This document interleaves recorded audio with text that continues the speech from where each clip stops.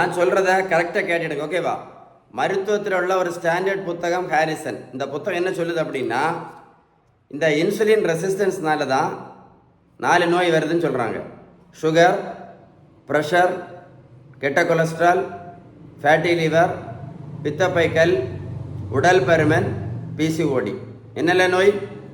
Sugar, pressure, கெட்ட cholesterol, fatty liver, பித்தப்பைக்கல், உடல் பருமன், பிசிஓடி. இந்த 6 நோய்க்கும் ஒரே ஒரு காரணம்தான்.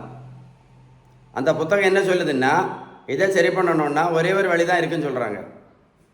ஒரே ஒரு வழி தான். அதுக்கு பேர் தான் பேலன்ஸ்டு டயட்டு. நீங்கள் பேலன்ஸ் டயட்டு கடைபிடிக்கலேன்னு வைங்களேன். என்ன சொன்னேன்? நீங்கள் பேலன்ஸ் டயட் கடைபிடிக்கலைன்னா இன்னொரு 50 வருஷம், எத்தனை வருஷம்?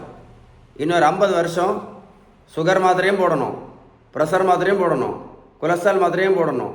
போட்டாலும் எந்த நோயும் சரியாகாது. புரிஞ்சிருக்கோன்னு நினைக்கிறேன்.